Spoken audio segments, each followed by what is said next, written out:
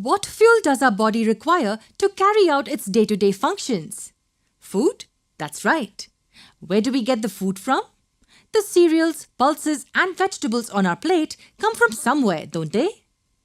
Where do you think they come from? Did you just say the earth? Yes, they do grow on earth, but who grows them for us? The farmers, that's right. We also get our food from animals. These animals are reared and taken care of by humans. This food then fuels our body to carry out all its processes. Can you name a few processes of the body that need energy? Digestion, excretion, respiration are a few common processes. Without food, our body wouldn't be able to function at all. But can't every human produce his or her own food? Do you think this is a feasible option?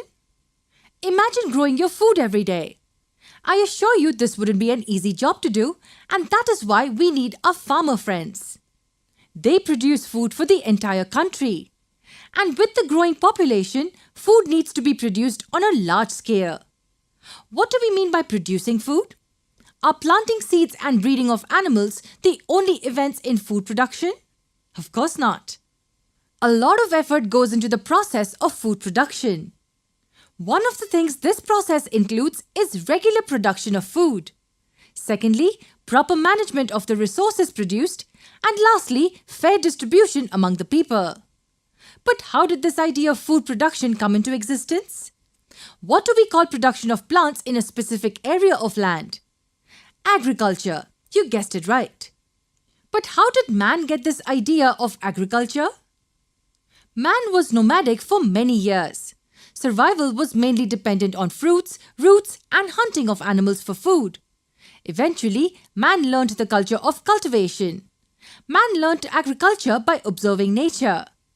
So what is the most important part among all the components in agriculture? Of course, the crops. But what exactly do we mean by crops?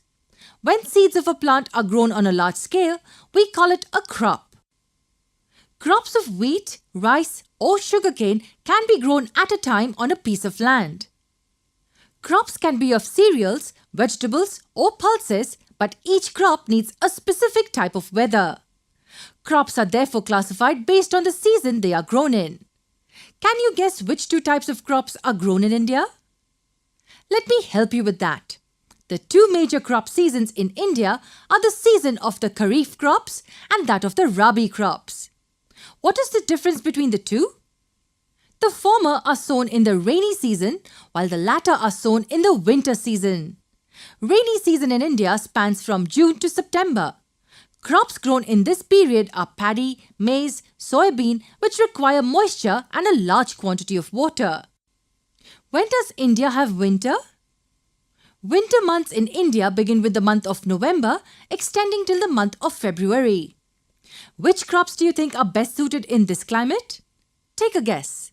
Yes, wheat, mustard and grams are a few of the winter crops. So can we say that paddy, maize and soybean are Kharif crops? Yes. And similarly we can say that wheat, mustard and grams are Rabi crops. What is grown in the summer months then? Well, summer months usually do not see a lot of cultivation.